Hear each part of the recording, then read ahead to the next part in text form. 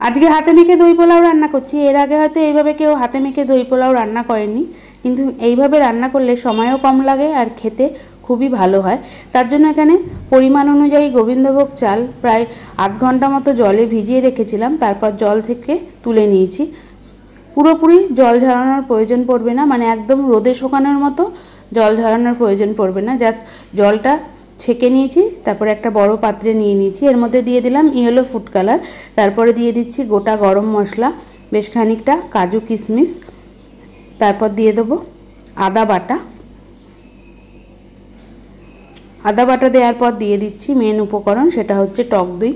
প্রায় 1 কাপ টক দই নিয়েছি। এখানে বড় কাপের 2 কাপ চাল নিয়েছি আর ছোট কাপের 1 কাপ নিয়েছি টক দই। তারপরে খুব ভালো করে মেখে নেব। এর মধ্যে দিয়ে দেব 3 থেকে 4 চামচ ঘি। ঘিয়ের পরিমাণটা যে যেমন ঘি খেতে পছন্দ করেন সেই অনুযায়ী ঘিটা কম বেশি করে নেবেন। তারপরে খুব ভালো করে মেখে নেব। এই মাখতে মাখতেই দই থেকে অনেকটাই জল বার হতে শুরু করে দেবে। আর এমনি যখন আমরা পোলাও রান্না করি তখন যা চাল হয় তার ডবল জল নিই, কিন্তু এই পোলাও রান্না করার সময় আমি এখানে বড় কাপের 2 কাপ চাল নিয়েছি, সেক্ষেত্রে বড় কাপের 3 কাপ জল নেব, কারণ দই থেকে জল বার হবে, তাই জন্য পুরো 4 কাপ জল নেব না। খুব ভালো করে আলতো হাতে মেখে নেব। যেহেতু চালটা ভেজানো ছিল তাই একদম চাপ দিয়ে মাখলে গোবিন্দভোগ চাল ভেঙে যাবে। দেখে হয়তো বুঝতেই পারলেন মাখতে মাখতেই দই থেকে জল বার হতে শুরু করে দিয়েছে। এবার গ্যাসে কড়াই বসিয়ে দেব। কড়াইয়ের মধ্যে দিয়ে দেবো পরিমাণ অনুযায়ী সাদা তেল। সাদা তেলের পরিবর্তে আপনারা ঘি দিয়েও রান্নাটা করতে পারেন। আর দিয়ে দিলাম তেজপাতা। তেজপাতা ফোড়নে দিলাম। এমনি মাখার মধ্যেও কিন্তু তেজপাতা দেওয়া যেতে পারে। এবার চালটা দিয়ে দিচ্ছি। চালটা দিয়ে মিডিয়াম আঁচে 4 থেকে 5 মিনিট মতো খুব ভালো করে ভেজে নেব। যত সুন্দর ভাজা হবে পোলাও কিন্তু তত ঝরঝরে হবে। আর যেহেতু দই দেওয়া, পোলাও ঠান্ডা হলে এমনিতেই ঝরঝরে হয়ে যাবে। এবার খুব ভালো করে মিডিয়াম আঁচে ভেজে নিচ্ছি। আস্তে আস্তে জলটা শুকোতে আরম্ভ করে দিয়েছে। পুরোপুরি জল শুকিয়ে নিচ্ছি। জল বলতে দই থেকে যেই জলটা বার হয়েছে সেই জলটা পুরোপুরি শুকিয়ে নেব। এবার কড়াইয়ের গায়ে লাগতে শুরু করে দিয়েছে। খুব ভালো করে নাড়াচাড়া করে আমি জল আগেই গরম করতে বসিয়ে দিয়েছি, সেই জলটা দিয়ে দেব। আবারও বলছি, এখানে 2 কাপ চাল নিয়েছি, 3 কাপ জল দিচ্ছি, যেহেতু 1 কাপ দই নিয়েছি। ভালো করে ভাজা হয়ে গেছে, দেখে হয়তো বুঝতেই পাচ্ছেন চালটা একদম ঝরঝরে হয়ে গেছে, কোনো জল নেই। এবার আমি দিয়ে দেব উষ্ণ গরম জল। প্রায় 4 থেকে 5 মিনিট মতো চাল আমার ভাজা হয়ে গেছে।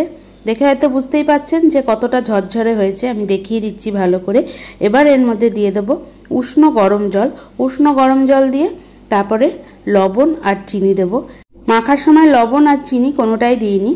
জল যখন ফুটতে থাকবে চালের মধ্যে দেওয়ার পর, তখন যদি লবণ আর চিনিটা দেওয়া যায় তাতে একদম লবণ আর চিনি স্বাদ অনুযায়ী হয়।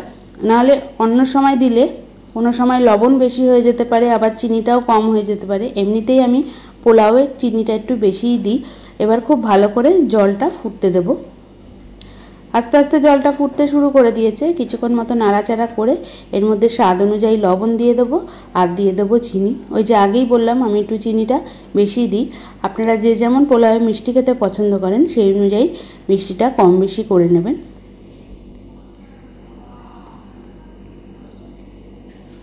এবার খুব ভালো করে মিশিয়ে নেব। তারপরে গ্যাস সিম করে ঢাকনা দিয়ে ঢেকে প্রায় 5 থেকে 7 মিনিট মতো রান্না করব, যতক্ষণ না চাল আর জল শুকিয়ে আসছে। চাল বলতে চালটা সিদ্ধ হচ্ছে আর জলটা শুকিয়ে আসছে।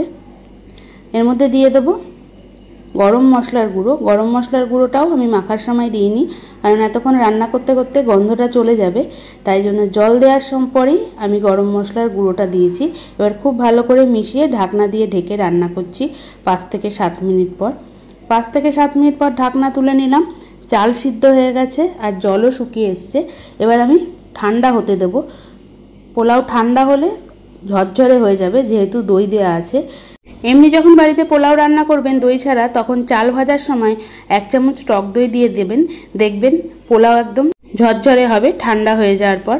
এবার চারিদিকটা খুব সমানভাবে খুন্তি দিয়ে করে দিলাম। ওপর থেকে দিয়ে দেবো 2 থেকে 3 চামচ ঘি। এটা টোটালি অপশনাল, আমার ভালো লাগে তাই আমি দিই। ঘিটা একটু ঘুরিয়ে ঘুরিয়ে দিলাম। এবার ঠান্ডা হতে দেব।